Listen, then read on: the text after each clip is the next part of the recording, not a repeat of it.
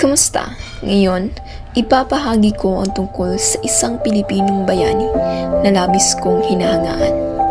Si Jose Protasio Rizal Mercado y Alonso Realonda, o mas kilala bilang si Dr. Jose Rizal.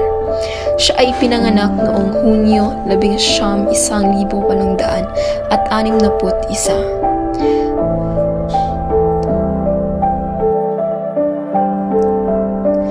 Ang kanyang mga magulang ay sina Teodora Alonso Realonda y Quintos at sina Francisco Engracio Mercado y Alejandro. His words lit the minds of a sleeping nation, and they still burn today.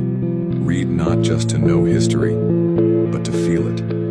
Because in every story of struggle, we find the will to rise again. We are the revolution they dreamed of.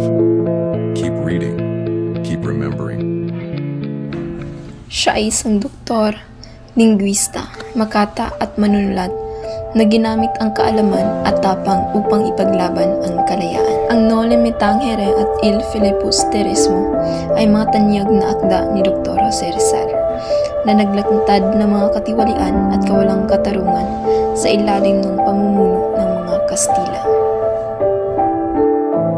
Naliligaw at nalilito ang paraan, ang sino, ang ano, ang sala na kanino.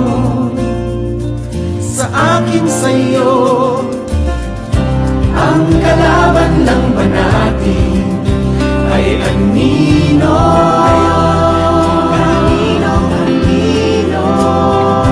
Ang kalaban lang ba natin ay anino? Nila natin ninyo, kaninong anino? 150 taon sa isang punto lang nagkasundo, na tayo pa rin daw ay mahirap.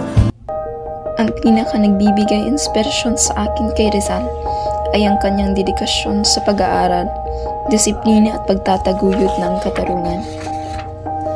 Kahit hindi siya gumamit ng armas, binago niya ang puso at isipan ng mga tao at tapang na nagpapaalala sa akin na kaya kong gumawa ng pagbabago sa pamamagitan ng kaalaman. Gaya nga ng sabi ni Rizal, ang kabataan ang pag-asa ng bayan. ¡Afirmar!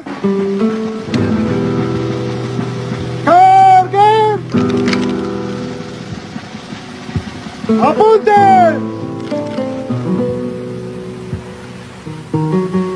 Consumatum est!